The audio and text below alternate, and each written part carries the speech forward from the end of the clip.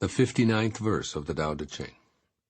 Quote, "In governing people and serving nature, nothing surpasses thrift and moderation. Restraint begins with giving up one's own ideas.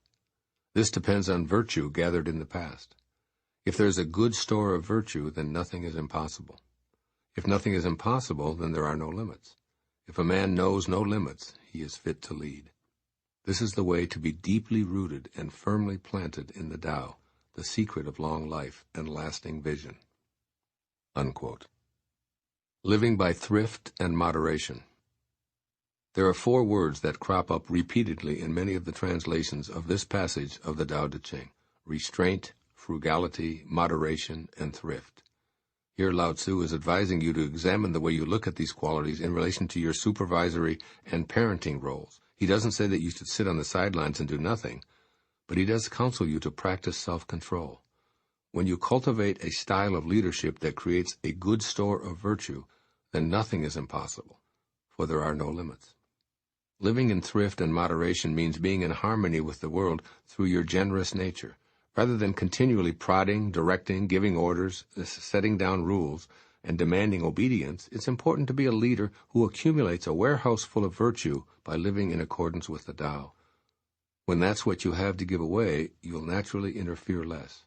Feel joyful knowing that the example you're modeling is helping others to make the right choices, as this is the essence of Tao leadership. As Lao Tzu specifically states, if a man knows no limits, he is fit to lead. People whose lives are run by rules, dogma, and fear can only do what they've been told to do, nothing more. The options for self-direction are non-existent for the blindly obedient, so practice restraint, moderation, frugality, and thrift when making pronouncements about how others must behave. Children raised in families where that blind obedience is demanded have the highest levels of prejudice when they become adults. Why? Because they've been taught to prejudge what's acceptable according to someone in a position to lead them. That's why it's so vital to give your children an example of leadership that encourages them to make choices based upon higher standards. I have a gift from my daughter Sage that I've placed on my desk, which I've titled, "Nothing is Impossible." It's a green plant growing out of a rock. There's no dirt or earth, only hard rock, yet it thrives, despite what all of us have been taught to believe. When Sage gave this to me, she remarked that it reminded her of me because I've always said that I refuse to believe in anything being impossible. My plant helps me to remember that nature knows no limits, and that I am as much a part of nature as both the rock and the greenery growing within that hard stone. Lao Tzu reminds you that if nothing is impossible, then there are no limits. So practice living without limits by gathering virtue and modeling it. When you do, you'll see the lasting vision in those you've been selected to lead in one way or another, and they'll see it in you too. And put the wisdom of this 59th verse to work for you by taking these suggestions. First, gather as much virtue as you possibly can. For years I've practiced gathering virtue without realizing it. I sent hundreds of thousands of books to individuals and organizations at my own expense, getting into the habit of beginning each day with this act of love. I spend a great deal of time giving away much of what I've earned, almost all of it anonymously.